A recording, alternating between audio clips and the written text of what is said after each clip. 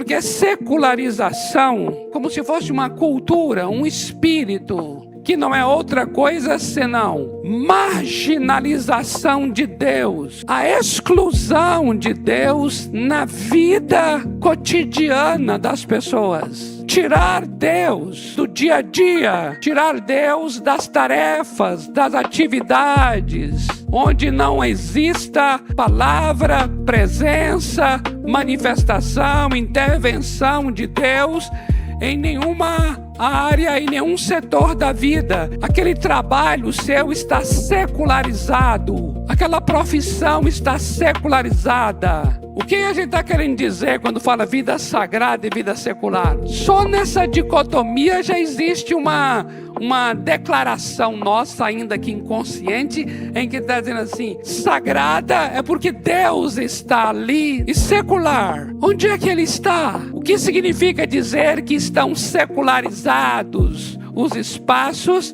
e secularizadas as horas? É dizer que Deus está ausente. E quando eu cheguei então nesse momento agora em que Jesus está perguntando: que dizem os homens que eu sou? E os homens começam a falar o que eles julgam quem ele era.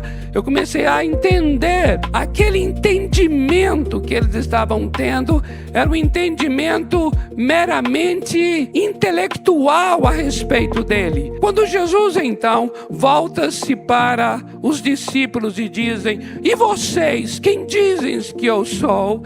E Pedro então diz: tu és o Mashiach, tu és o ungido, tu és o Messias, o Filho do Deus vivo. Na hora, Jesus discerniu algo espiritual, algo muito além do racional, muito além do intelectual, muito além da observação empírica, muito além da mera percepção. Jesus então diz: não foi carne e sangue, porque carne, você tem basicamente 3 sentidos para essa palavra. Primeiro, carne como sinônimo de corpo. Segundo, natureza pecaminosa. Mas agora atenta para esse terceiro sentido, e que eu considero a maior das lutas, que está presente aqui na palavra de Jesus. Porque aqui o sentido de carne é o sentido de capacidade humana, habilidade humana. Nesse terceiro sentido, eu considero a maior das lutas, porque é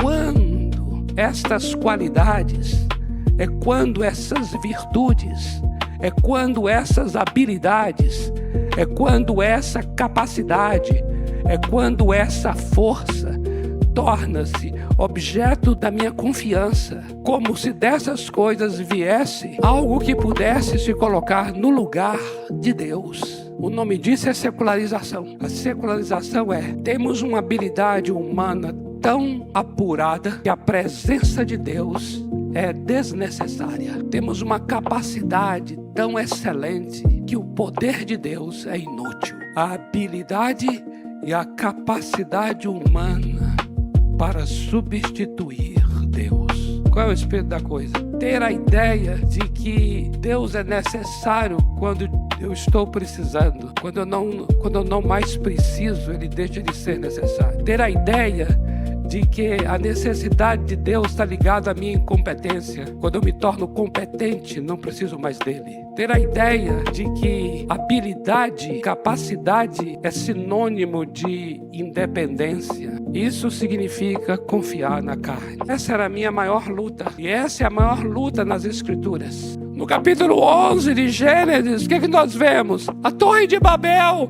O que a torre representa? Exatamente isso, amados. Eles se reúnem porque entendem até a potência que são, a capacidade que têm, e agora a serviço da própria glória, para poder excluir Deus, tomar o lugar dele, torná-lo obsoleto, torná-lo inútil, torná-lo desnecessário, construir uma cidade e uma torre que toque os céus. O maior inimigo do Senhor Deus não é Satanás, é aquele que se assemelha a Deus e agora se opõe a Ele, confiando em si mesmo. Você já observam isso, amados, na vida das pessoas? À medida em que elas vão conhecendo, à medida que elas vão adquirindo, elas vão se afastando de Deus. Não é fácil para o orgulho humano, não é fácil para a vaidade humana eu ter o conhecimento do bem e do mal. Não é fácil para o orgulho humano eu ter que crescer, eu ter que desenvolver, eu desenvolvendo em tudo, sendo capaz em tudo, ter que lidar com uma pessoa chamada Deus que seja infinitamente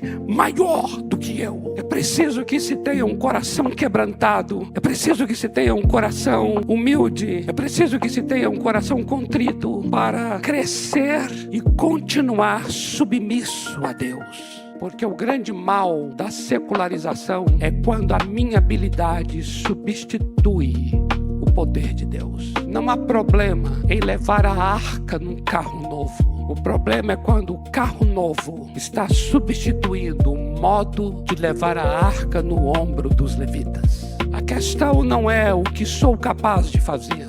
A questão é o que estou fazendo, tomando lugar do que Deus é que deveria estar realizando. Isso significa que a minha habilidade caiu nas mãos erradas do orgulho. Igrejas discipuladoras faz parte do movimento IIFD, igrejas que intencionalmente fazem discípulos.